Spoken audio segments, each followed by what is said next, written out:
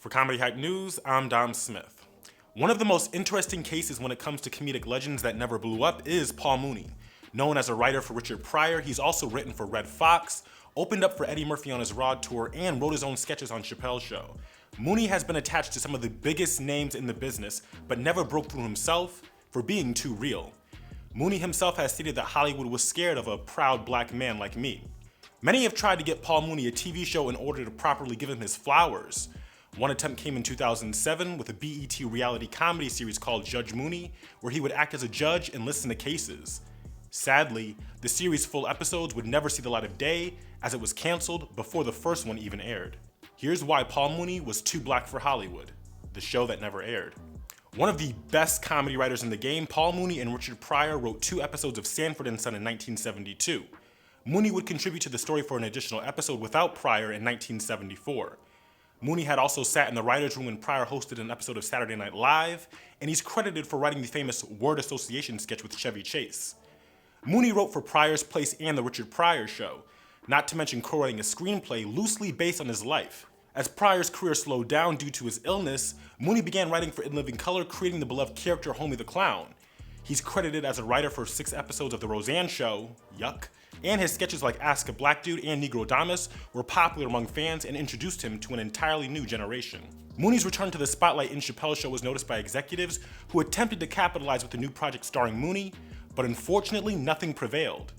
The Los Angeles Daily News reported that Mooney was developing a series with the creators of Chappelle's Show.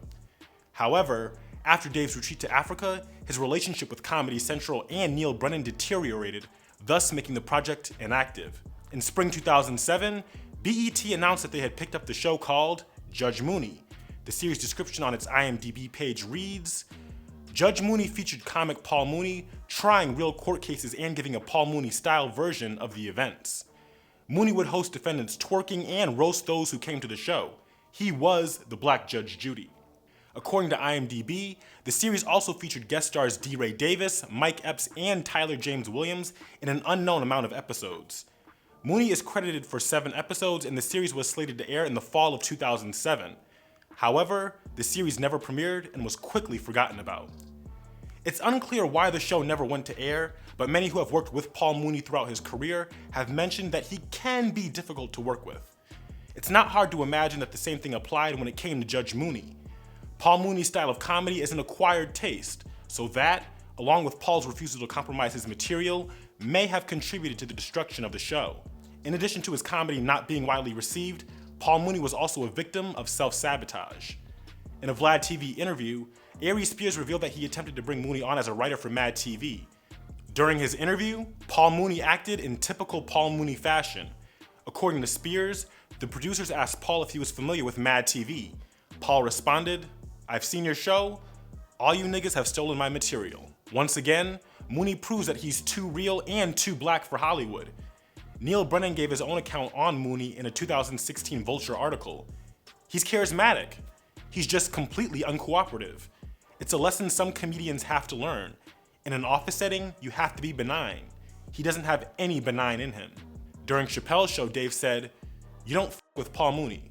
You don't f with his writing, his material, his sketches, and you certainly don't tell him what to do. Trust me, I've learned." Seeing Paul Mooney on our TV screens week after week interacting with the American people would have been amazing to see.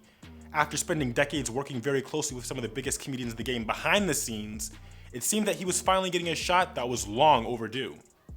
Paul Mooney's peers have recognized his genius, even when the gatekeepers in Hollywood didn't. Sadly, on the few occasions when Hollywood was going to give him a shot, Mooney himself wouldn't settle or water down any of his material, which adds even more to the story of Paul Mooney. Stay up to date with the latest news and comedy by subscribing here to our YouTube channel, and follow Comedy Hype across all social media. For Comedy Hype News, I'm Mr. Dom Smith.